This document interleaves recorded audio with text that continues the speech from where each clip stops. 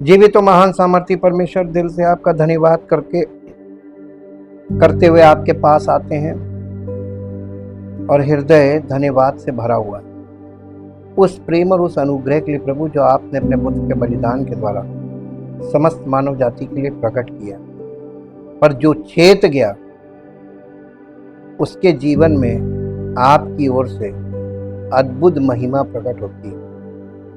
हाँ प्रभु, आपकी इच्छा और योजना उसके जीवन में लागू हो जाती है और वो आपकी संतान बनता है और पवित्र आत्मा पवित्र वचन के द्वारा जैसे जैसे वो वचन में मजबूत होता जाता है और पवित्र आत्मा के नेतृत्व में बढ़ता जाता है, ग्रो करता जाता है, आत्मिक रूप से परिपक्व होता जाता है, वो आपका पुत्र और पुत्री बन जाता है और उसका जीवन आपकी महिमा के लिए होता है।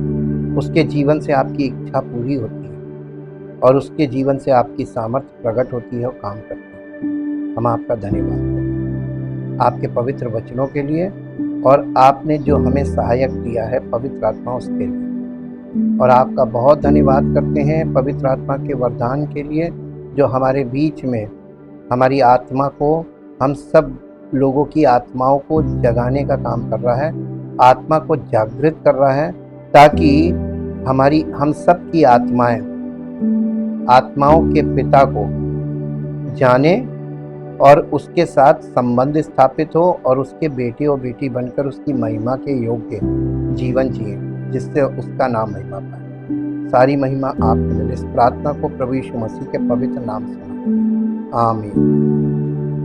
सबको जय मसीह की। हम परमेश्वर का बहुत धन्यवाद करते हैं इस उत्तम समय के लिए। आपको मालूम है आज संसार में सबसे कीमती चीज क्या है? समय। आपका और हमारा समय सबसे कीमती चीज है आज के युग में। Time is money. इस समय को आप अपनी इच्छा में इस्तेमाल करके अपनी मर्जी पूरी कर सकते हैं।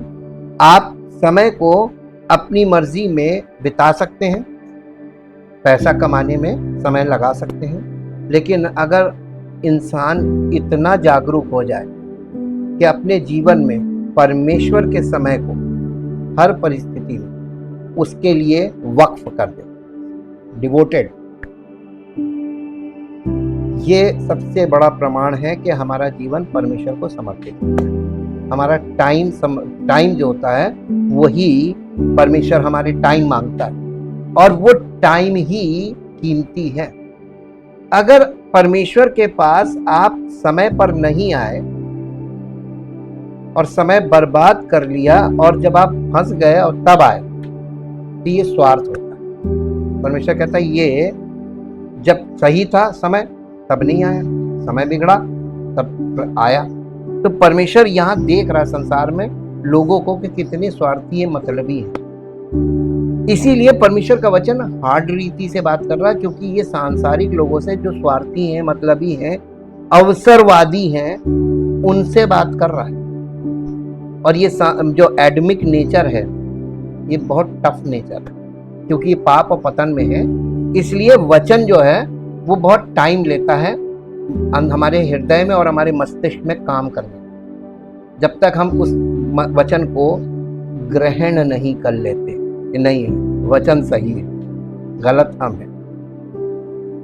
आज हम अध्ययन में थोड़ा सा आगे बढ़ेंगे। कल हमने आपको व्यर्थ उपासना के विषय में बताया था और थोड़ा सा टच किया था सच्ची आराधना के लिए। आज हम सच्ची आराधना और झूठी आराधना या सच्ची उपासना और झूठी उपासना दोनों के विषय में बाइबल पर आधारित अध्ययन करेंगे कि बाइबल इस विषय में क्या कहती है। हमारा दृष्टिकोण मायने नहीं रखता है।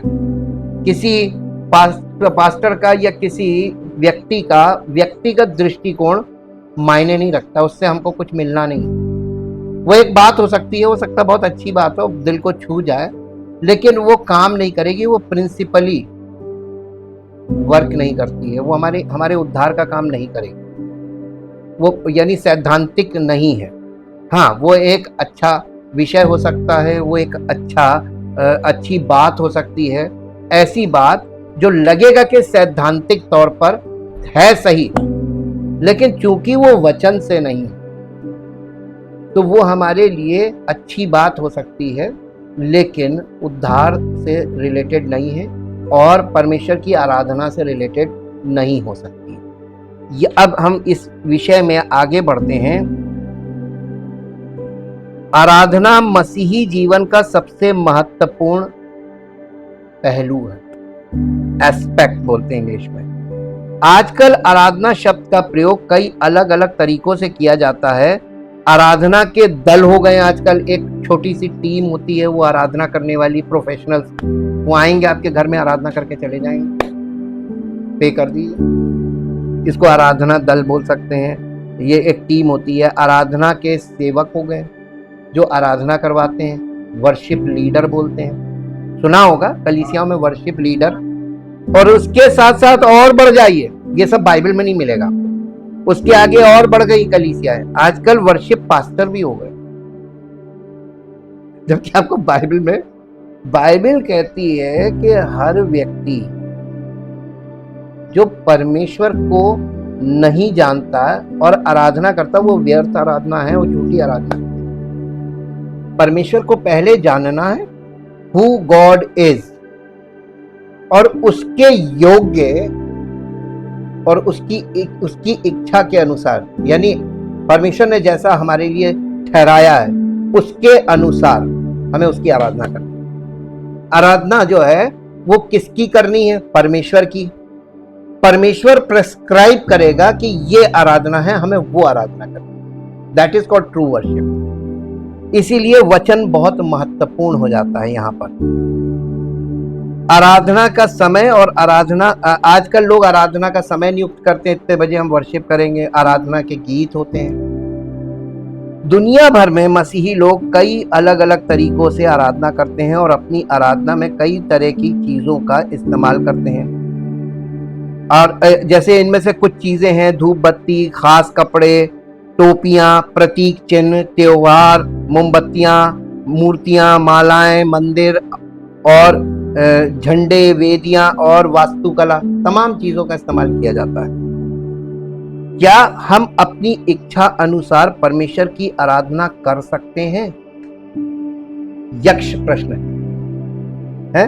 कर तो रहे सब दुनिया में, सब अपनी अपनी आराधना कर रहे हैं। They worship there in their own way. वो अपने तरीके से करते, कहते हैं हम आराधक हैं, अपने आप को भक्त कहते हैं, आराधक कहते हैं, उपासक कहते हैं।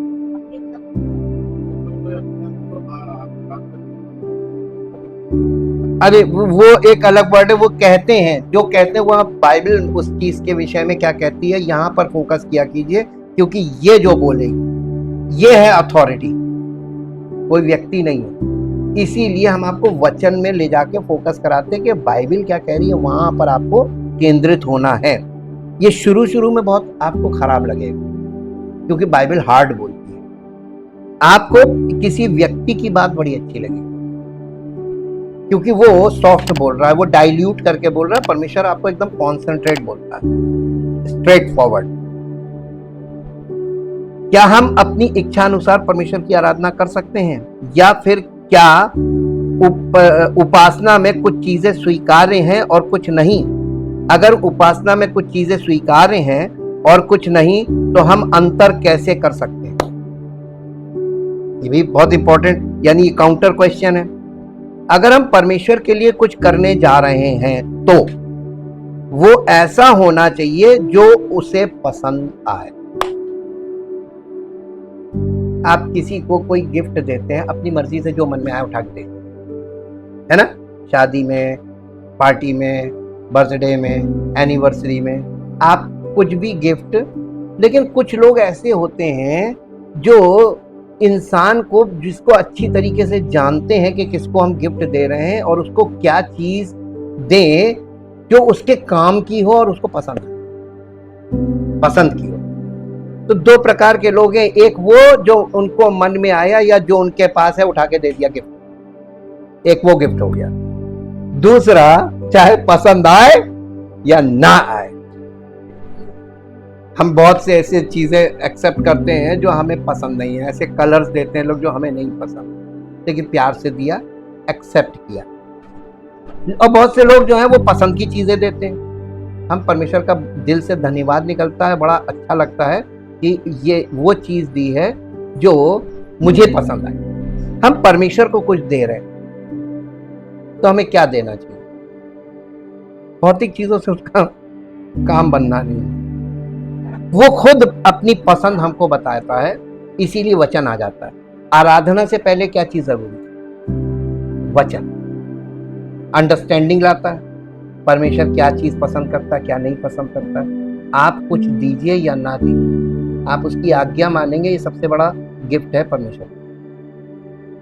तो इसमें बताइए, परमेश्वर किसी से, जिसके पास मान लीजिए कुछ नहीं, परमेश्वर की भेंट देने के लिए नहीं है, लोग कहते हैं हम कैसे जाएं, क्या करेंगे। हम जब परमेश्वर के पास आए थे, हमारे पास भी देने के लिए कुछ नहीं था, कुछ नहीं था, पैसे तो थे ही नहीं। तो मैं ऐसे ही परमेश्वर से पूछने लगा, प्रभु मैं आपको, क्योंकि मुझे बहुत बड़ी हीलिंग मिली थी लाइलाज बीमारी से, मैंने कहा प्रभु मैं आपको क्या दे सकता हूँ, मेरे पास तो कुछ भी नहीं है। धीमी सी आवाज आई दिल के अंदर, अपना जीवन मुझे दे दो। मैंने कहा प्रभु दे देता हूं, दे दिया, लेकिन थोड़ा सा जब आगे बढ़े तो धीरे से कटने लगे। प्रभु जीवन जीवन बहुत इच्छाएं हैं, बड़ी अभिलाषाएं हैं, ये भी करना, ये भी करना, ये भी करना। परमेश्वर ने कहा बस, मैंने तुझसे पैसा धन मांगा नहीं, धन तो मैं तुझे दूंगा, तू मुझे अपना जीवन दे दे। फिर उसके बाद जब हम निकलने लगे, यानी खसकने लगे, परमेश्वर की सेवा से दूर हटने लगे, एक बहुत बड़ी समस्या में उसने ऐसा फंसाया कि घुटनों के बल आके उसी समय हमने कहा प्रभु मैं आपके सामने आज घुटने टेक कर ये कहना चाहता हूँ, प्रभु अब भागूंगा नहीं, भागने का परिणाम ज्यादा बुरा है, मैं आज समर्पण करता हूँ 100%। और वो दिन और आज का दिन कस से मस नहीं हुए, उसी पे स्थिर हो। और देखिए परमेश्वर ने सब कुछ दिया। अब हम आपको पहले भी बताते हैं, परमेश्वर देकर भी परखता है और लेकर भी परखता है। जब हम खाली हो जाते हैं ना, तब वो कहता है कि अब इसके पास अपना समय है, समय दे सकता है, अपना जीवन मुझे दे सकता है। हम लोग क्या चीज परमेश्वर से दूर रखते हैं? अपना जीवन और अपना समय। हम पैसा देने को तैयार हो जाते हैं। परमेश्वर हमको हर चीज देता है और परखता है कि देने के बाद अगर हम परमेश्वर को प्रथम स्थान देते हैं, मान लीजिए हम, अगर हमारे पास जॉब है, हम परमेश्वर को भेंट दे रहे हैं दशमांश के रूप में और संडे को ऐसे ऑफरिंग के रूप में, दो ही तरीके से दिया जाता है, तो परमेश्वर हमें परख रहा होता है कि हम कितने वफादार हैं। परमेश्वर अपना अनुग्रह हम पर बढ़ाता जाता है, अपनी सामर्थ्य हमारे जीवन में काम करने लगती है और हमको कभी वो किसी चीज से डिप्राइव नहीं होने देता है, यानी किसी चीज का मोहताज नहीं होने देता, सब कुछ हमारा भरपूरी मिलने लगती है। फिर बीच बीच में हम लोग क्या करते हैं कि गिविंग एकदम शून्य कर देते हैं और हमारा ये कहना होता है कि नहीं, हमने हमारे पास है नहीं प्रभु, ऐसा भी मेरे साथ हुआ। तब परमेश्वर ने अपने सेवक के द्वारा बात की और कहने लगा कि अपनी इसी दशा में, जब तुम कर्जे में गए, इसी दशा में परमेश्वर की भेंट निकालो दशमांश। तुम कर्जा ले नहीं पा रहे हो, कर्जे में फंस गए हो, परमेश्वर की भेंट निकालना शुरू करो, देखो परमेश्वर तुम्हारे लिए सब कुछ, क्योंकि तुमने अपना आर्थिक खुद बिगाड़ा, अव्यवस्था फैला ली, गलत निर्णय लेके गलत तरीके से पैसे का इस्तेमाल करके तुम फंस गए। अब तुमको इसमें से निकलना होगा, लेकिन परमेश्वर की भेंट रोककर तुम फंस गए, देना शुरू करो और फिर देखो। इसीलिए मलाकी मिलेगा ना, वो भी रोक लिए। सोच लीजिए परमेश्वर ने हमको कितनी बारीकी से करेक्ट किया है, हम भी करेक्ट होते चले गए, ना होते तो आज यहां ना, सुधरते नहीं तो नष्ट हो जाते। पक्की बता रहे हैं, ये परमेश्वर के वचन को लेकर हर व्यक्ति ऐसे खड़ा नहीं हो सकता है, ये सत्य है। अगर हम परमेश्वर के लिए भेंट देते हैं या परमेश्वर के लिए कुछ करने जा रहे हैं, तो वो ऐसा होना चाहिए जो उसे पसंद हो। परमेश्वर को हर चीज पसंद नहीं है, ये बात बहुत लंबे समय बाद समझ में आई हमको भी कि हर चीज नहीं पसंद है कि हम जो कर रहे हैं प्रभु पसंद होगा ना, नहीं होता। हमें परमेश्वर की आराधना ऐसे तरीके से करनी चाहिए जिससे वो प्रसन्न हो, ना कि सिर्फ ऐसे तरीके से जिससे हम प्रसन्न। कई बार आप लोगों को आराधना में देखेंगे वो बड़े खुश हो जाते है ना। क्यों खुश हो रहे हो? प्रभु खुश होगा तब तुम्हें फायदा, तुम खुश होगे तुम्हें क्या फायदा? अपने मन की करोगे तो खुश होगे। हर व्यक्ति अपने मन की जब करता है तो खुश होता है, जब परमेश्वर की मन की करता है ना तो खुश नहीं होता है। परमेश्वर खुश होता है, वो नहीं खुश होता। ये पहचान है, ये चिन्ह होते हैं। और इसके लिए एक पद पढ़िए जो आपको मिलेगा यशायाह नबी की पुस्तक, उसका 55 अध्याय और उसका 8 और 9 पद पढ़िए। यशायाह 55 अध्याय का बहुत मशहूर वर्ष है, यशायाह 55 अध्याय। क्योंकि यहोवा कहता है, मेरे विचार और तुम्हारे विचार एक समान नहीं है, और ना तुम्हारी गति और मेरी गति एक सी है। क्योंकि मेरी और तुम्हारी गति में और मेरे और तुम्हारे सोच विचारों में कितना अंतर है। यानी तुम्हारे पास जमीनी विचार है, मेरे पास स्वर्गीय विचार है। तुम्हारे पास सारी बातें जमीनी है, शारीरिक है, भौतिक है, मेरे पास सब स्वर्गीय है, आसमानी है। अब बताइए कितना अंतर। क्यों परमेश्वर नई वाचा में कह रहा born again, स्वर्ग से जन्म लेना। स्वर्गीय बातों के लिए आपको स्वर्ग से जन्म लेना अनिवार्य है, तब आपका ये सिरा शुरू हो जाएगा स्वर्गीय वाला। धीरे धीरे धीरे धीरे ये स्वर्गीय सिरा जो बॉर्न अगेन के बाद, इसीलिए मैच्योर होना, स्पिरिचुअली आप मैच्योर होंगे तो ये फिजिकल वाला जो हमारा लाइफ का पार्ट है उस पर हम ओवरकम करने लगे, जिसको बोलते हैं ओवरकम को जय पाना। हम अपनी ही सब हरकतों पर, अपने स्वभाव पर, अपनी कमियों पर जयवंत होने लगते हैं। और जब आप जयवंत होने लगते हैं तो परमेश्वर आपको फलवंत करते हैं। ये है नई वाचा को, बहुत सिंपल है, लेकिन थोड़ा सा क्योंकि हम इतने टेढ़े हो चुके हैं एडमिक नेचर में कि हमको सीधा करने के लिए परमेश्वर पहले हमारे साथ टेढ़ा होता है। लिखा है ना, वो टेढ़े के साथ तिरछा हो जाता है। तुम इधर देखो, तुम इधर देखो। इसको इंग्लिश में पढ़ दीजिए, इंग्लिश में थोड़ा सा डिफरेंस मिलेगा आपको। यहाँ पे गति की जो बात की गई है एक्चुअली गति नहीं है, यहाँ पे ट्रांसलेशन प्रॉब्लम है। हम ओरिजिनल टेक्स्ट में जब जाते हैं हिब्रू में तब ये चीज क्लियर हो जाती है, इंग्लिश में वो चीज क्लियर है। Isaiah chapter 55 verse 8 and 9। For my thoughts, मेरे विचार परमेश्वर के विचार नहीं है और ना हो सकते। Neither I always are your ways my ways, ना तुम्हारे तरीके मेरे तरीके हो सकते। वेज का मतलब होता है तरीके। देखिए कलीसिया को वे बोला गया, मार्ग। मेरे मार्ग और तुम्हारे मार्ग एक नहीं है। क्यों नहीं है? क्योंकि मेरे विचार और तुम्हारे विचार एक नहीं है, इसलिए मार्ग भी अलग अलग है। मार्ग का संबंध विचारों से, पकड़िएगा, मार्ग का संबंध विचारों से है। कलीसिया को मार्ग इसीलिए बोला जाता था, ये उद्धार का मार्ग है। और इस उद्धार के मार्ग में किसके विचार से आप चलेंगे तो आपको उद्धार मिलेगा? परमेश्वर के विचार, परमेश्वर के विचार परमेश्वर के वचन को। और ये दो रूप में आपको मिलेगा, एक रिटन और एक स्पोकन। और ये भी दुर्लभ है। रिटन तो सनद है, यानी एक रजिस्ट्री की तरह है, इसमें कोई बदलाव नहीं किया जा सकता। यही बहुत अच्छी चीज है। जैसे आपकी रजिस्ट्री एक बार हो गई, उस पर ठप्पा लग गया, उसमें कोई बदलाव नहीं हो सकता। इसी तरीके से ये परमेश्वर का वचन है, रिटन वर्ड। लेकिन अब आइए स्पोकन। स्पोकन में लोग यहां से क्या निकाल कर फेंक रहे हैं लोग, ये दुर्लभ है। जब तक पवित्र आत्मा आपके जीवन को टेक ओवर नहीं करेगा, आप बाइबल को पढ़कर प्रचार कर सकते हैं, लेकिन वो परमेश्वर के विचार नहीं होंगे। वो आपके विचार और मिक्स कर देंगे आप परमेश्वर का वचन।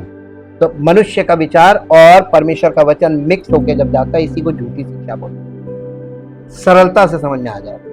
उसमें नाम बाइबल भी होगा, नाम यीशु भी होगा, नाम परमेश्वर का वचन भी होगा, लेकिन सत्य नहीं है।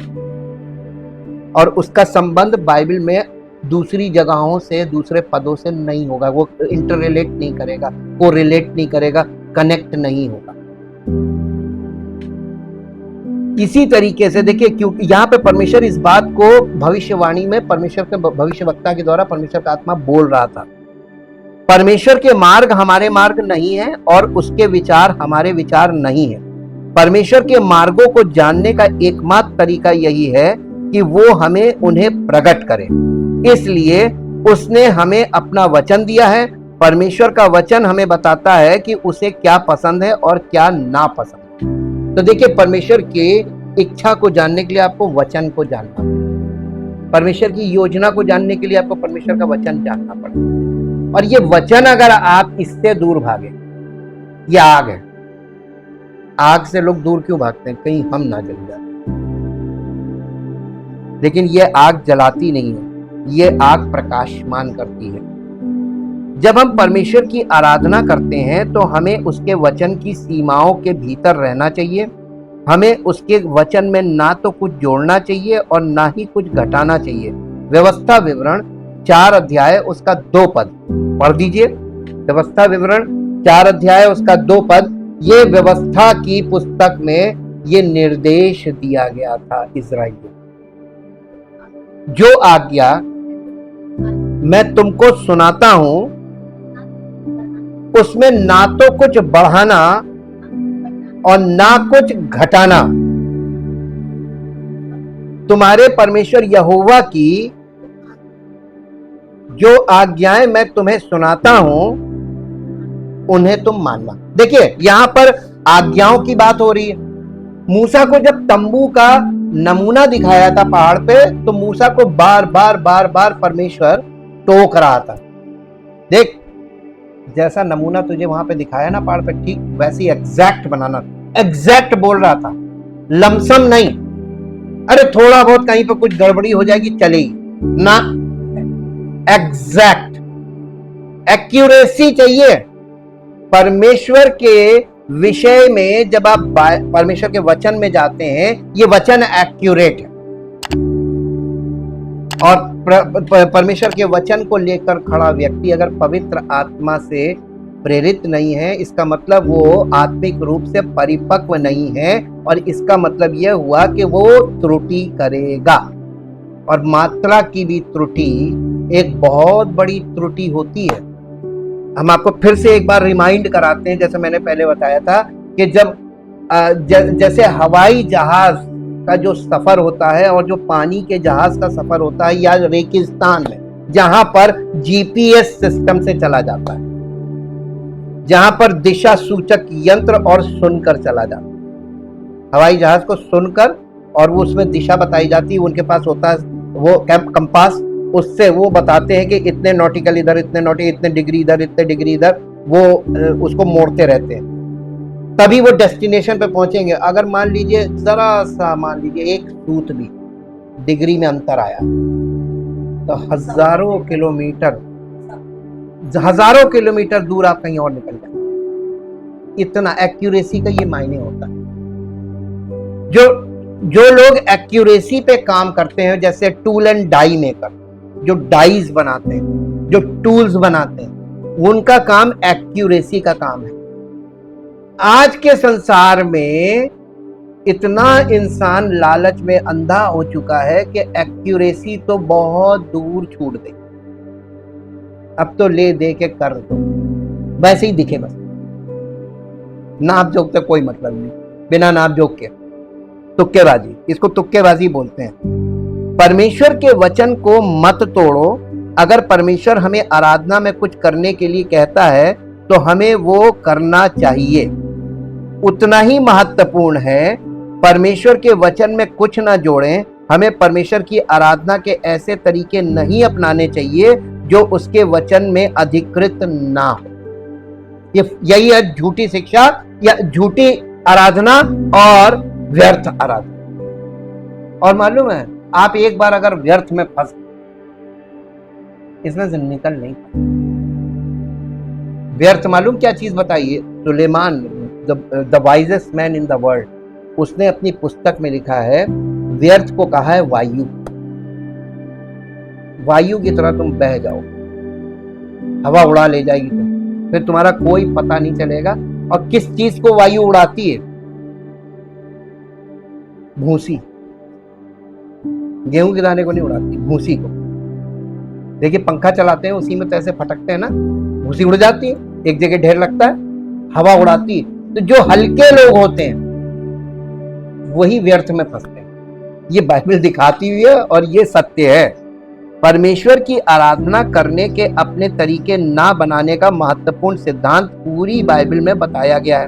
अपने तरीके नहीं बना। आज लोगों ने हर कलीसिया में अपने अपने तौर तरीके डेवलप कर लिए हैं। यही काम मालूम है, यही काम जो यहाँ पे है, यही काम सामरियों ने किया था। उनके पास व्यवस्था की 5 पुस्तकें थी, उसके बावजूद उन्होंने अपनी यानी आराधना अपना आराधना करने की एक पद्धति को डेवलप कर लिया। वो हाफ ज्यू थे। वैसे ही आज मसीही लोग जो पूरी तरीके से मसीही नहीं है, मसीही कहलाते हैं लेकिन है नहीं, हाफ, जैसे वो सामरी थे वैसे ही आज के मसीही। उनके पास बाइबल तो है लेकिन उसकी एक भी बात अपने जीवन में लागू, अपने तरीके से आराधना कर लेते हैं और बहुत खुश होते हैं आराधना, हम आराधना में जा रहे हैं। कैन और हाबिल, कुछ एग्जाम्पल्स भी हम साथ साथ देखते जाएंगे। बाइबल में पहली आराधना का वर्णन उत्पत्ति 4 में मिलता है। कैन और हाबिल यहोवा के लिए भेंट लाए। हाबिल की भेंट स्वीकार की गई लेकिन कैन की अस्वीकार कर दी गई। क्यों? हाबिल ने परमेश्वर के निर्देशों का पालन किया लेकिन कैन ने नहीं किया। हाबिल को मालूम था कि परमेश्वर को बलिदान चाहिए और वो भी प्राणों का, तो उसने जानवर जो थे उनको निर्जीव माना जाता, तो जानवर का लहू जो था वो लहू प्राण है, तो जानवर का लहू उसने बहाया, ये बलिदान था और इसी को परमेश्वर ने एक्सेप्ट किया। ये राइट कॉन्सेप्ट पे काम किया।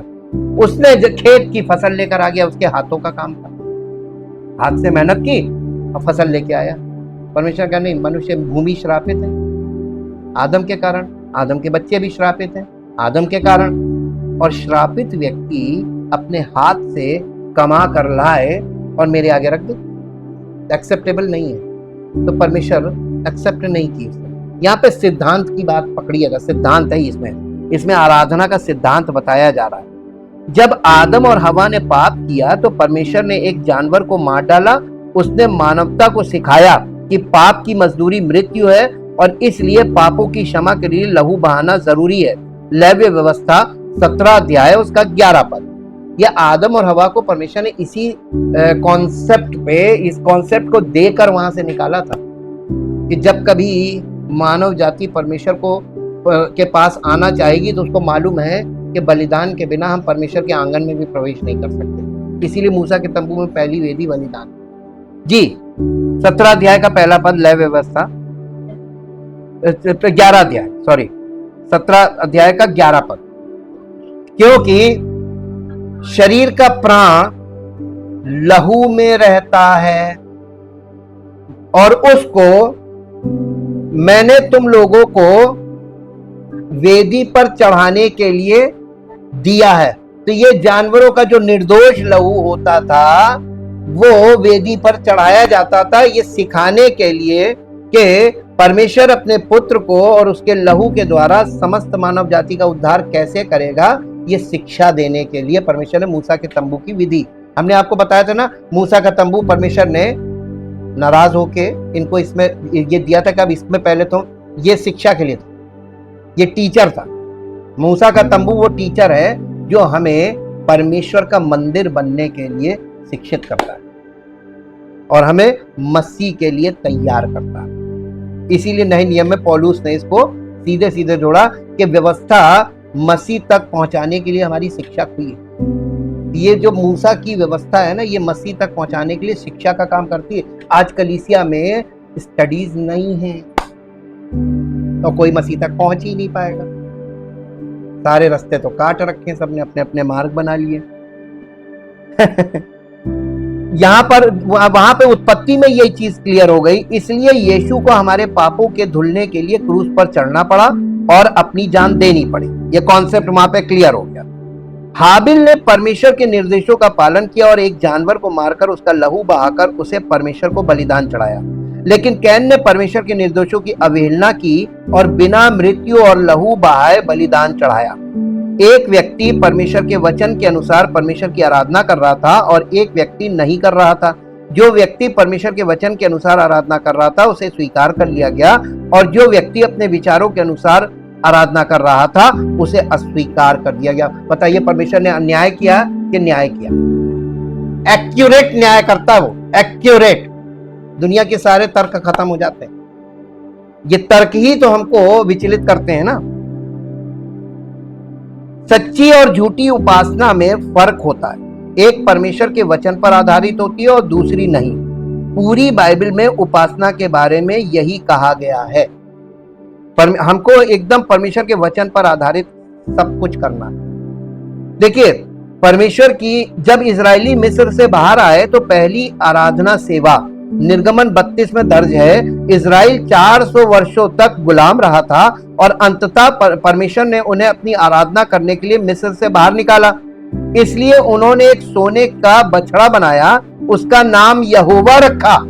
जो हारून ने जो बछड़ा बनाया था डाल के, उसका नाम यहोवा रखा। हाँ, और उसका नाम यहोवा रखा और उसके चारों ओर नाचने लगे और मिस्र से उन्हें बाहर निकालने के लिए यहोवा की स्तुति करने लगे। वे बाल या शैतान की पूजा नहीं कर रहे थे, वे तो परमेश्वर की पूजा कर रहे थे। अगर आप उनसे पूछिए कि तुम किसकी कर रहे हो, यहोवा की कर रहे हैं।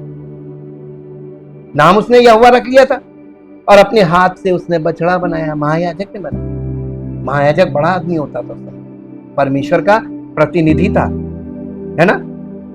तो परमेश्वर क्यों नाराज? परमेश्वर ने कहा ये झूठी आराधना, मैं इसे एक्सेप्ट नहीं कर सकता। तो गुस्सा हो गया था बहुत तेज। हालांकि मिस्र में मूर्ति पूजा में सोने का बछड़े का इस्तेमाल होता था, फिर भी परमेश्वर के लोगों को नहीं लगा कि इससे कोई समस्या होगी। वे इस मूर्ति पूजा प्रथा को परमेश्वर की उपासना के लिए इस्तेमाल करने की कोशिश कर रहे थे। लोगों को ये एक चमकदार बछड़ा पसंद था और आखिरकार ये सब परमेश्वर के बारे में था। इसमें समस्या क्या हो सकती थी? इसलिए उन्होंने बछड़े को यहोवा यानी सच्चे परमेश्वर के नाम से पुकारा और कहा कि उनका धार्मिक उत्सव यहोवा का उत्सव है।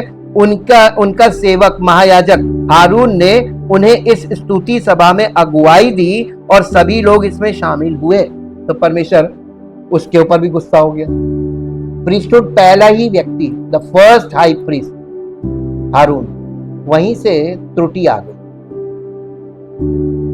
अब वो तो आज तो देख लीजिए, इसीलिए यीशु मसीह क्या कह रहा था कि शास्त्री फरीसी मूसा की गद्दी पे बैठे, उनसे चौकस रहना। ये सब दिमाग से करते हैं, अपनी इच्छा से करते हैं, अपने तरीके डेवलप कर लेते हैं और आप फंस जाएंगे उसमें।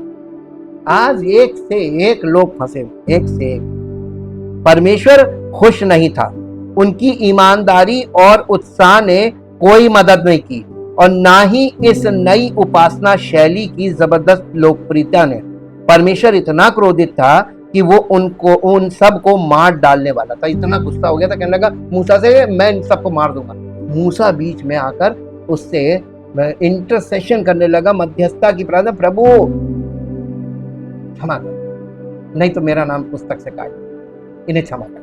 अपने आप को बलि कर दिया उसने। एक तरीके से देखिए, उसने अपना बलिदान दे दिया। मुझे मार दे पहले, और नहीं तो इन्हें क्षमा कर दे, मेरा नाम काट दे, इन्हें क्षमा। अपनी बलि दी। यही चीज यीशु मसीह ने आके की। इसलिए मूसा और यीशु मसीह का इक्वल चलता है। नए नियम में दोनों इक्वल चलते हैं। एक ने कॉन्सेप्ट यानी प्रिंसिपल तैयार किया और दूसरे ने उस प्रिंसिपल पर आकर काम किया। यह है सिंप्लिसिटी। एक ने सिद्धांत, परमेश्वर ने एक के द्वारा सिद्धांत स्थापित किए और परमेश्वर के पुत्र प्रभु यीशु मसीह ने आके उन सिद्धांतों को अपने द्वारा सिद्ध कर दिया। मसीह में सिद्धता है। ये संभव है कि परमेश्वर के लगभग सभी लोग उपासना के विषय में धोखा खा जाएं। 100% सत्य है ये, खा रहे हैं, खा जाए नहीं, खा रहे हैं। ये संभव है कि परमेश्वर के लोगों के अगुए उपासना के विषय में धोखा खा जाएं और उन्हें झूठी उपासना के लिए प्रोत्साहित करें। हो रहा है, ये हमारे समय में हो रहा है। ये संभव है कि हम उन तरीकों से भी ईमानदारी से परमेश्वर की आराधना करें जिनसे परमेश्वर वास्तव में घृणा करता है। देखिए, लोगों में एक तर्क काम करता है। मैं बहुत क्लियर आज आपको वचन के द्वारा बता रहा हूं कि लोग कहते हैं उनकी भावना देखो, कितनी भावना से वो काम कर रहे हैं, भले वो गलत कर रहे हैं लेकिन भावना देखिए आप कितने उसमें लीन होके कर। परमेश्वर भावना नहीं देखता, हमने आपको पहले भी बताया था। आत्मा में भावना काम नहीं करती, ये शरीर में काम करती है।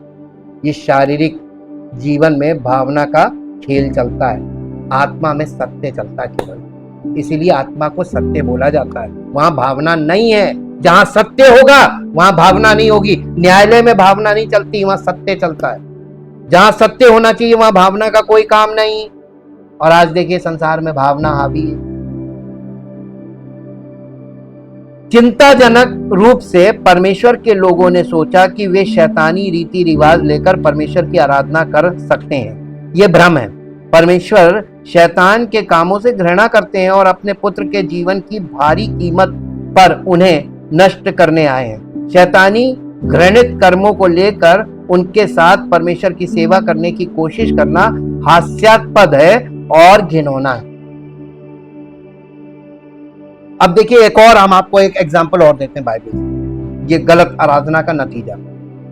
मेरे साथ निकाल लीजिए लेव्य व्यवस्था, उसका 10 अध्याय, उसका 1, 2 और 3 पद। लेव्य व्यवस्था 10 अध्याय, उसका 1, 2 और 3 पद।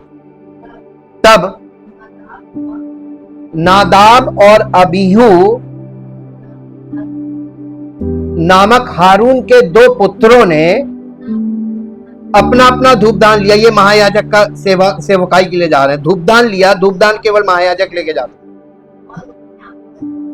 और उसमें आग भरी और उसमें धूप डालकर उस ऊपरी आग को, जिसकी आज्ञा यहोवा ने नहीं दी थी, वह होली ऑफ होलीज में चले गए, यहोवा के सन्मुख अर्पित किया। तब यहोवा के सन्मुख से आग निकली, वहीं भस्म कर। अनन्या सफीरा याद रखिए, जैसे वहीं कलीसिया में वहीं गिर के मर गए, वैसे ही इन दोनों के साथ भी हुआ। सेवक थे, ये महायाजक का काम कर रहे थे, हारून के बेटे थे। क्यों हुआ ऐसा? हारून के 2 याजक पुत्रों नादाब और अबीहू ने एक बार अपनी आराधना सभा आयोजित की। उन्होंने धूप ली और उसे परमेश्वर के सामने लहराने लगे। वे परमेश्वर के प्रति उत्साहित हो रहे होंगे और उसकी आराधना करने की कोशिश कर रहे थे, लेकिन उन्होंने ऐसा उस तरीके से किया जैसा परमेश्वर ने उन्हें करने के लिए नहीं कहा था, और परमेश्वर ने उनकी स्तुति के बीच में ही उन्हें मार डाला। ऐसा अगर हो जाए ना आज, सब एकदम एक बार में बता रहे, एक इंसिडेंट ऐसा होगा, उस दिन सब लोग सुधर जाएंगे। बिल्कुल। बहुत, ये परमेश्वर बहुत तेज एक्यूरेसी पसंद करता है, और जो उसने तरीका बताया उससे जरा सा भी इधर देखिए, लिखा हुआ है कि जिस मार्ग पे तुम्हें चलना, ना तो उससे दाहिने मुड़ना ना बाएं मुड़ना, सीधे एकदम। सत्य का मार्ग एकदम सीधा होता है, उसमें इधर उधर कोई ऑप्शंस नहीं होते, ऑप्शंस बिल्कुल नहीं होते। इस धूप बलि को अपवित्र अग्नि कहा जाता था। ये उपासना परमेश्वर द्वारा अधिकृत नहीं थी। ये एक अजीब उपासना थी जो आध्यात्मिक व्याभिचार के समान थी। लड़के शायद सच्चे और उत्साही थे जब उन्होंने परमेश्वर के सामने धूप लहराई, लेकिन इससे कोई फर्क नहीं पड़ा। वे सच्चे मन से गलत थे क्योंकि उनकी उपासना परमेश्वर के वचन पर आधारित नहीं थी। हो सकता है उनकी भावना अच्छी हो, लेकिन तरीका गलत था। परमेश्वर ने न्याय किया। परमेश्वर अन्यायी है कि न्यायी? अब आप देख लीजिए कितनी एक्यूरेसी पे न्याय करता है।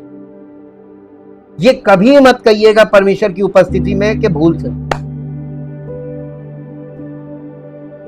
क्योंकि आपको वचन इसीलिए दिया जाता है कि आप भूल चूक से ऊपर उठ जाओ। परमेश्वर ने कहा है कि जो लोग उसकी आराधना करते हैं उनके द्वारा उसे पवित्र किया जाना चाहिए, उसे अलग रखा जाना चाहिए। परमेश्वर हमसे ऊंचा है, वो पवित्र है, वो चाहता है कि हम उसके स्तर तक पहुंचे। वो नहीं चाहता कि हम उसे अपने स्तर तक नीचे खींचने की कोशिश करें। हमें उसके वचन के अनुसार आराधना करनी चाहिए, अपने मन के अनुसार नहीं। कैसे करनी चाहिए? वचन के अनुसार, मन के अनुसार नहीं। परमेश्वर ने कहा है कि लोगों को उसकी आराधना अपनी मर्जी से नहीं करनी चाहिए। हमें उसकी आराधना मूर्ति पूजक तरीकों से नहीं करनी चाहिए। हमें उसके वचन के अनुसार उसकी आराधना करनी चाहिए। व्यवस्था विवरण 12 अध्याय और उसका 1 पद से 14 पद तक पढ़ दीजिए। व्यवस्था विवरण 12 अध्याय 1 से 14। जो देश तुम्हारे पूर्वजों के परमेश्वर यहोवा ने तुम्हें अधिकार में लेने को दिया है, उसमें जब तक तुम भूमि पर जीवित रहो तब तक इन विधियों और नियमों के मानने में चौकसी करना। चौकसी करना यानी आपको परमेश्वर की आज्ञा, परमेश्वर की विधि, परमेश्वर के नियम के विषय में चौकसी करनी। चौकसी का मतलब बहुत अलर्ट रहना है, क्योंकि आजकल के युग में बहुत आसानी से भ्रमित किया जा सकता है। जी, जिन जातियों के तुम अधिकारी होगे उसके लोग ऊंचे ऊंचे पहाड़ों या टीलों पर या किसी भांति के हरे वृक्ष के तले जितने स्थानों में अपने देवताओं की उपासना करते हैं उन सबों को तुम पूरी रीति से नष्ट कर डालना, उनकी वेदियों को ढा देना, उनकी लाठों को तोड़ डालना, उनकी अशेरा नामक मूर्तियों को आग में जला देना और उनके देवताओं की खुदी हुई मूर्तियों को काट कर गिरा देना कि उस देश में से उनके नाम तक मिट जाएं। फिर जैसा वे करते हैं तुम अपने परमेश्वर यहोवा के लिए वैसा ना करना, वैसा ना करना, किंतु जो स्थान तुम्हारा परमेश्वर यहोवा तुम्हारे सब गोत्रों में से चुन लेगा कि वहां अपना नाम बनाए रखे,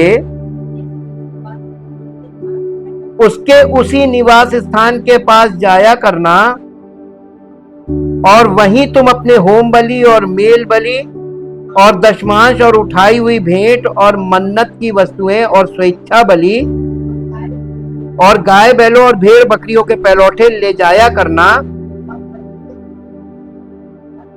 और वहीं तुम अपने परमेश्वर यहोवा के सामने भोजन करना और अपने अपने घराने समेत उन सब कामों पर जिनमें तुमने हाथ लगाया हो और जिन पर तुम्हारे परमेश्वर यहोवा की आशीष मिली हो आनंद करना। जैसे हम आजकल यहां जो काम जिसको भाता है वही करते हैं, वैसे तुम ना करना। जो विश्राम स्थान तुम्हारा परमेश्वर यहोवा तुम्हारे भाग में देता है वहां तुम अब तक तो नहीं पहुंचे हो, यानी ये परम पवित्र स्थान की बात कर रहा है, होली ऑफ होलीज, वहां तक तो तुम अभी नहीं पहुंचे हो। परंतु जब तुम यर्दन पार जाकर उस देश में जिसके भागी तुम्हारा यहोवा परमेश्वर तुम्हें करता है बस जाओ और वो तुम्हारे चारों ओर के सब शत्रुओं से तुम्हें विश्राम दे और तुम निडर रहने पाओ, तब जो स्थान तुम्हारा परमेश्वर यहोवा अपने नाम का निवास ठहराने के लिए चुन ले उसी में तुम अपने होम बलि और मेल बलि और दशमांश और उठाई हुई भेंट और मन्नतों की सब उत्तम उत्तम वस्तुएं जो तुम यहोवा के लिए संकल्प करोगे, अर्थात जितनी वस्तुओं की आज्ञा मैं तुमको सुनाता हूं उन सबों को वहीं ले जाया करना और वहां तुम अपने अपने अपने बेटे बेटियों और दास दासियों सहित अपने परमेश्वर यहोवा के सामने आनंद करना। और जो लेवीय तुम्हारे फाटकों में रहें वो भी आनंद करें, क्योंकि उसका तुम्हारे संग कोई निज भाग या अंश ना होगा। और सावधान रहना कि तू अपने होम बलियों को हर एक स्थान पर जो देखने में आए ना चढ़ाना, हर जगह जाके ना चढ़ा देना, कह रहे वहां दूर है यहीं चढ़ा दे, परंतु जो स्थान तेरे किसी गोत्र में यहोवा चुन ले वहीं अपने होम बलियों को चढ़ाना, और जिस जिस काम की आज्ञा मैं तुझको सुनाता हूं उसको वहीं करना। यानी परमेश्वर ये कह रहा है कि जहां पे परमेश्वर आपको जोड़ रहा है वहां से भागना मत, वहीं पे आपको भेंट देनी, वहीं आपको देना। परमेश्वर को आप जो कुछ देना मांग रहे परमेश्वर आपको वहीं पे आपसे रिसीव करेगा। ठीक, ये सब निर्देश दिए गए थे और ये निर्देशों का पालन बहुत कड़ाई से करना है। अब देखिए, एक बार दाऊद ने वाचा का संदूक, अब एक और एग्जांपल लीजिए नए नियम पुराने नियम में। एक बार दाऊद ने इसको निकाल लीजिए, पहला इतिहास 15 अध्याय का 13 पद पढ़िए। पहला इतिहास 15 अध्याय उसका 13 पद। क्योंकि पिछली बार तुमने उसको ना उठाया था, इसका एक पद ऊपर से पढ़िए। तुम जो लेवीय पितरों के घराने में मुख्य पुरुष हो, इसलिए अपने भाइयों समेत अपने अपने को पवित्र करो कि तुम इस्राएल के परमेश्वर यहोवा का संदूक उस स्थान को पर पहुंचा सको। हाँ, दाऊद कह रहा है जिसको मैंने उसके लिए तैयार किया। मैं आपको थोड़ा सा शॉर्ट में बताता हूं। ये वाचा का संदूक होपनी और पिनहास बताया था ना, वाचा का संदूक छिन गया था, फिलिस्तीन में चला गया था। फिलिस्तीन वालों ने दागोन मंदिर में ले जाके रख दिया था, वहां पे उनका वो दागोन देवता गिर गया। फिर दूसरे दिन उसको खड़ा किया, फिर वो गिर गया, फिर उसका एक हाथ टूट गया। उन्होंने उसको कहा कि नहीं ये खतरनाक चीज है। फिर उनके गिल्टियां निकल आई। फिर उन्होंने क्या किया, सोने की गिल्टियां और पता नहीं क्या क्या सोने का बना के उसमें डाल के और उसको एक नई बैलगाड़ी पे रख के और उसको इजराइल में हक दिया नए बैलों के साथ। वो आ गया यहाँ। दाऊद तो लाना ही मांग रहा था, दाऊद का शासन चल रहा था। दाऊद ने उसको लिया और उसको लेकर वो उसने उसके लिए एक स्थान तैयार किया था, और वो सयोन पर्वत पे, जिसे कहते हैं जिसके बारे में हमने आपको बताया था कि वो परमेश्वर की वाचा का संदूक उसमें रखा था, तो वो वहां पे पहुंचाना था। रास्ते में क्या हुआ कि खलिहान में, वो खेत खलिहान थे, कच्चा रास्ता था, बैल को ठोकर लगी तो उज्जा नामक एक व्यक्ति था, उसने वाचा के संदूक को ऐसे हाथ से रोका कहीं गिर ना जाए। कोई उसने गुनाह नहीं किया था, सिर्फ हाथ लगा के उसको रोका था, उसी समय मर गया।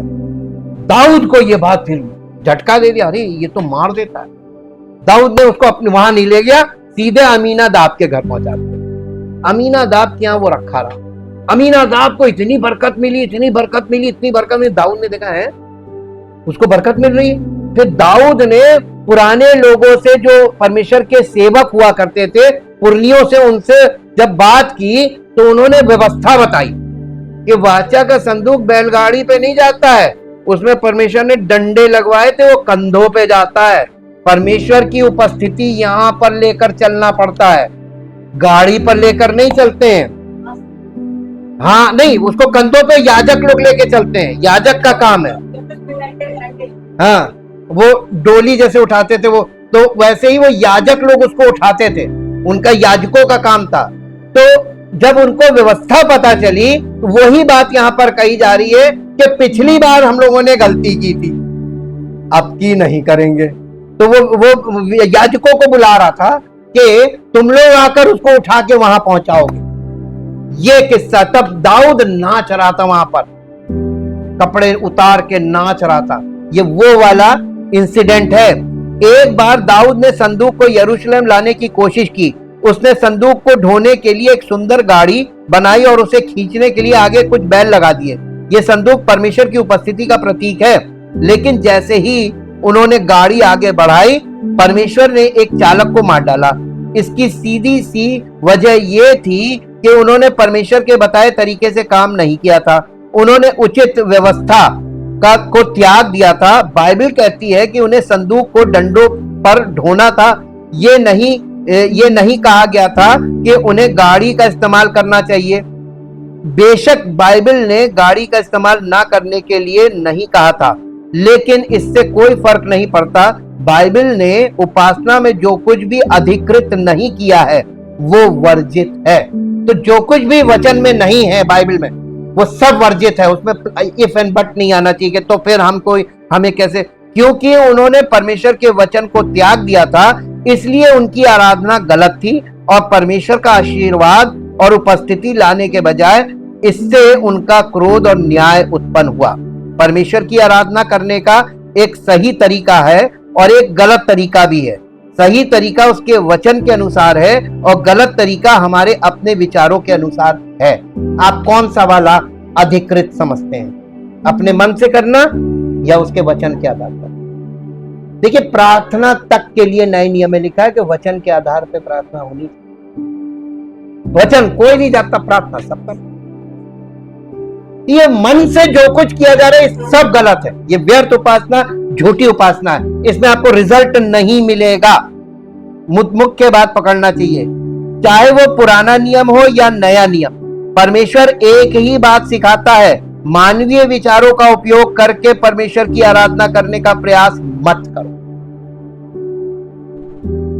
सही है कि गलत? परमेश्वर सही है कि हम सही हैं? हम लोग तो अपने आप को, जहां आपको मालूम चल जाए कि अभी तक हमने जो कुछ किया अनजाने में भी किया लेकिन गलत था और परमेश्वर हमसे प्रसन्न नहीं है, इसलिए क्योंकि हम गलत सोचते हैं, गलत बोलते हैं, गलत करते हैं। यीशु ने व्यर्थ उपासना को फटकारा है। एक बार यीशु और उनके शिष्य कुछ फरीसियों के साथ भोजन करने गए। मरकुस रचित सुसमाचार 7 अध्याय उसका 1, 2, 3, 4 पद पढ़ दीजिए, 1 से 4 तक। मरकुस। तब फरीसी और कुछ शास्त्री जो यरूशलेम से आए थे उसके पास इकट्ठा हुए और उन्होंने उसके कुछ चेलों को अशुद्ध अर्थात बिना हाथ धोए रोटी खाते देखा, क्योंकि फरीसी और सब यहूदी पूर्वजों की परंपरा पर चलते थे और जब तक भली भांति हाथ नहीं धो लेते थे तब तक नहीं खाते थे, और बाजार से आकर जब तक स्नान नहीं कर लेते थे तब तक नहीं खाते थे। और बहुत सी अन्य बातें हैं जो उनके पास मानने के लिए पहुंचाई गई थी। हमने आपको कल बताया था ना कि मनुष्यों की शिक्षाओं को धर्मोपदेश करके सिखाते, यही करते थे।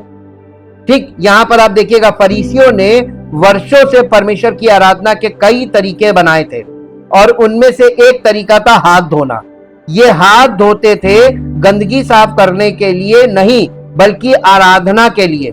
यीशु के शिष्यों ने फरीसियों की हाथ धोने की धार्मिक परंपरा का पालन करने से इनकार कर दिया। यह धार्मिक परंपरा थी, सेरेमोनियल क्लेंजिंग इंग्लिश में मैंने बोला।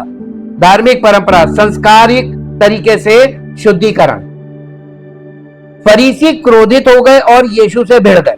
यीशु ने स्पष्ट उत्तर दिया, और ये आपको मिलेगा 7 अध्याय, मरकुस 7 अध्याय का 6, 7, 8, 9, 6 से 9 तक पढ़िए।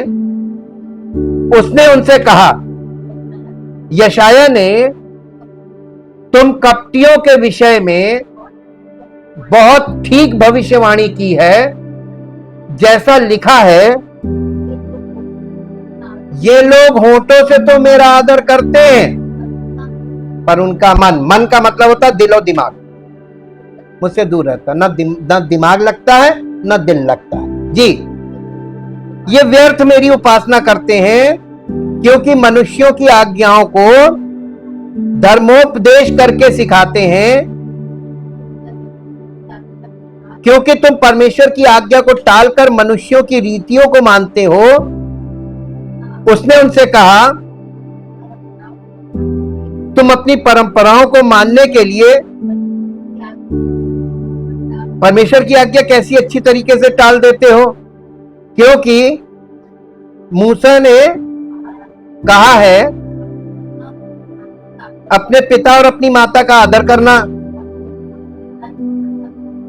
और जो कोई पिता या माता को बुरा कहे वो मार डाला जाए। अब वो मार डाला ना जाए उसके लिए उन्होंने बीच का रास्ता बना लिया। यार उसको परमेश्वर की सेवा में लगा दिया, वो कैसे कर सकता है? दूसरे भाई से बोलो। उसको सेवा में ले लिया सेवकों ने, तो उसको बंदी बना लिया, तुम मेरे अंडर में आ जाओ बेटा, तब बच जाओ। क्या हो रहा है आजकल? ये सब हो रहा है। आपके पास वो समझ नहीं कि आप देख सकें। ये वचन में जो बोला जा रहा है ये सब कुछ हो रहा है। यीशु ने मानव निर्मित धार्मिक अनुष्ठानों को व्यर्थ उपासना कहा है। व्यर्थ उपासना वो उपासना है जो लोग मनगढ़ंत तरीके से करते हैं और जो परमेश्वर के वचन पर आधारित नहीं होती। पाखंडी लोग यही करते हैं। उसने किसको पाखंडी बोला था? सारे रिलीजियस लीडर्स को अपने समय में। और वो लोग बोल सच रहा था, लेकिन लोगों को आज तक नहीं समझ में आया। देखिए 2025 वर्ष हो गए, बोल के चला गया है, आज तक लोग नहीं, उनको दिखता ही नहीं, क्योंकि वो वचन को अंडरस्टैंड ही नहीं करते, रीति के अनुसार पढ़ लेते हैं। यीशु ने हमें सिखाया कि हम उन सभी मानव निर्मित उपासना पद्धतियों को साहस पूर्वक अस्वीकार करें जो परमेश्वर के वचन पर आधारित नहीं है। हमारे पास इतना साहस तो होना चाहिए ना। This is wrong, this is wrong for me. आप करो, मैं नहीं करूं, ये मेरे लिए सही नहीं है, मैं उसको उचित नहीं समझता। कुलस्सियों के पत्र में पौलुस मानव निर्मित धार्मिकता के बारे में बात करता है। वो इसे स्वनिर्मित धार्मिकता कहता है, जिसे सेल्फ राइचियसनेस बोला जाता है। कुलस्सियों की पत्री 2 अध्याय उसका 23 पद पढ़िए। कुलस्सियों की पत्री 2 अध्याय और उसका 23 पद यहां इस प्रकार से लिखा हुआ है, इन विधियों में अपनी इच्छा के अनुसार गढ़ी हुई भक्ति की रीति और आत्महीनता और शारीरिक योगाभ्यास के भाव से ज्ञान का नाम तो है, परंतु शारीरिक लालसाओं को रोकने में इनसे कोई लाभ नहीं। आप सारी जिंदगी बोलेंगे, किसी को पर कोई फर्क नहीं पड़ेगा, क्योंकि शारीरिक लालसाओं को रोकने की सामर्थ्य इनमें नहीं होगी। अब इसी पद को हम इंग्लिश में पढ़ते हैं और थोड़ा सा रिफाइंड हो जाएगा इंग्लिश में। Chapter 2 verse 23, such practices have indeed the outward appearance that popularly passes for wisdom in promoting self-imposed rigor of devotion and delight in self-humiliation and severity of discipline of the body, but they are of no value in checking the indulgence of the flesh, the lower nature. Instead, they do not honor God, but service only to indulge the flesh. वो परमेश्वर को आदर देने के लिए नहीं कर रहे हैं, वो अपने स्व को लोगों के सामने आदर के योग्य बनाने के लिए कर रहे हैं। ये ह्यूमन वर्शिप्स ये होती हैं। वो उनमें अपना कॉलर ऊंचा करते, देख मैं ये करता हूं, तुम नहीं कर पाते। कुलस्सियों के पत्र में यहां पर ये बात पौलुस ने लिखी। ये एक यूनानी शब्द है जिसका अर्थ है इच्छा से की गई आराधना या मनमानी आराधना। ये शब्द उस आराधना को संदर्भित करता है जो ईश्वर के अनुसार नहीं, बल्कि मानव इच्छा या मानव के मन के अनुसार होती है। इस प्रकार की उपासना वास्तव में लोगों को परमेश्वर से अलग कर देती है। उनमें उद्धार करने की शक्ति नहीं होती और वे शैतानी बंधन में फंस जाते हैं। पौलुस इस प्रकार की उपासना को पतित स्वर्गदूतों की उपासना से जोड़ता है। कुलस्सियों की पत्री 2 अध्याय उसका 16 पद से 23 पद तक पढ़िए।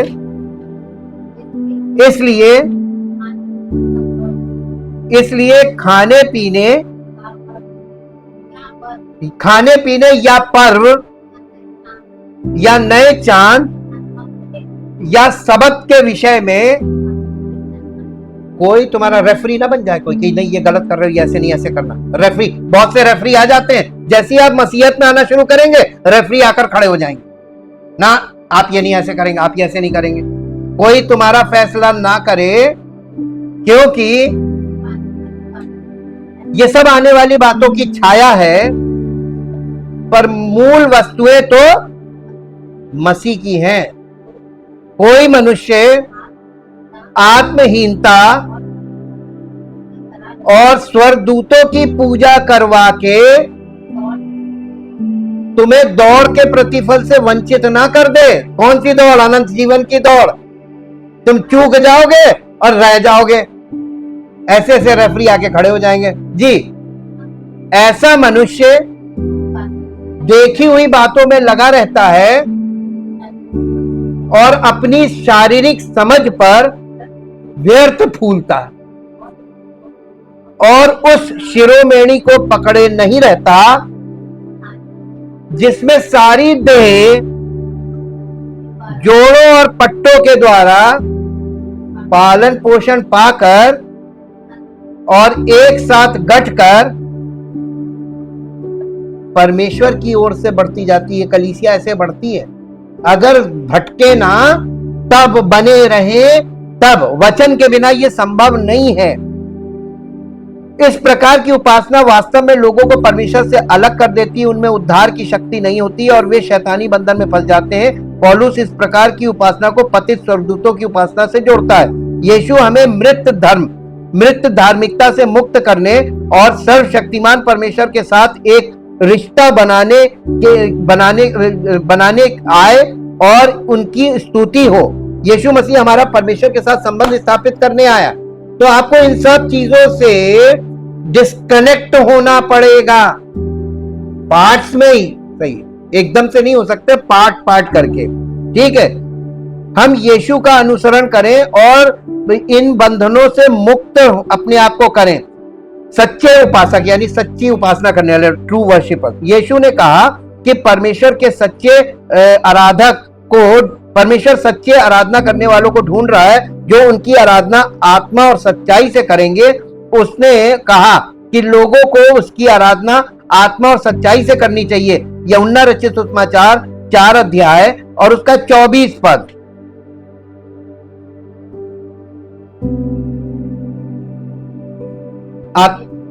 परमेश्वर आत्मा है और अवश्य है कि उसकी आराधना करने वाले,